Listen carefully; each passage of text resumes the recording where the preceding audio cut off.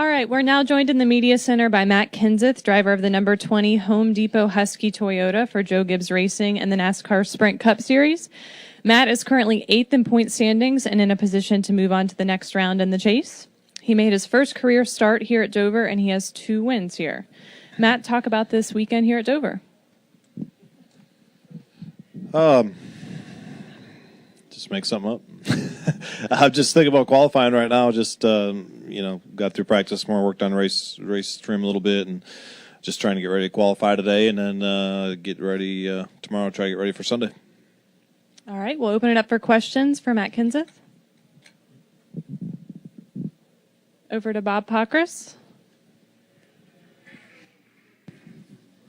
Bob Pockris, Sporting News. Will you have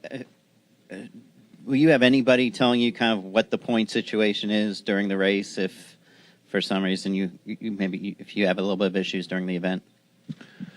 I don't plan to. I mean, the only time I would really, I guess, want to know is if there's something I could do about it. So I mean, if you need 2 spots to make it in and you're running as hard as you can and you can't catch those 2 guys in front of you, there's nothing I'm going to do about that. But on the other hand, if something strange happens with the way cautions fall and, you're a couple laps short on fuel and they need you to slow down to a certain spot, I mean, there's certain circumstances I guess you'd want to know if it comes into something like that, how much fuel you got to save or slow down or something. But if you're running as hard as you can like you do, unless pit strategy falls funny and you got to save fuel, I mean, if you're doing everything you can do anyway, it kind of doesn't matter. So I guess it depends on the situation. I'd say most likely not.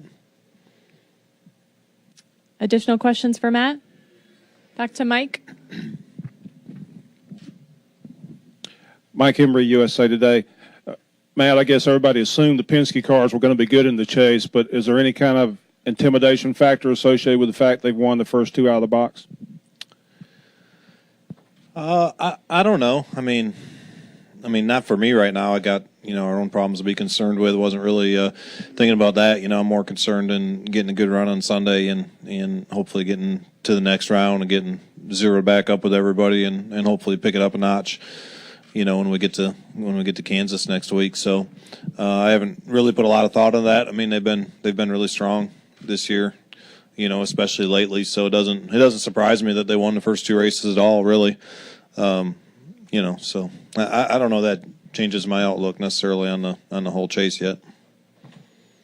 Additional questions?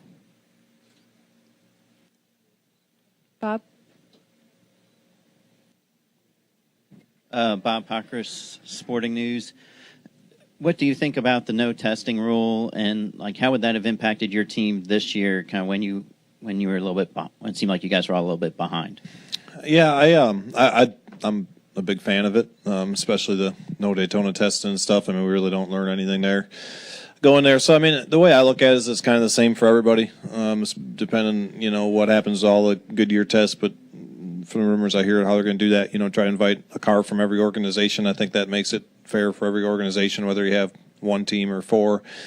To be able to do the same amount of testing, not going to all those other tracks and stuff. I just feel like whenever you make a rule like that, it's the same for everybody. So whether we all, like Homestead, for instance, I think every single car that's in the chase, I think, is going to Homestead to test together. So whether we all test together or none of us test, I think it's the same thing. I mean, so I'm a fan of that. I think that'll save the owners some money. It'll keep our road guys that are on the road hard all the time, keep them at home a little bit more, in the shop more. So, I think it's good. I also think in a way it makes better racing. I think it's easier for everybody's so close to the same speed now. It's easier for somebody to hit it and maybe the next guy to miss it. Which always creates more passing when you separate the field a little bit. Any final questions? All right, Matt, thanks for coming in and good luck this weekend.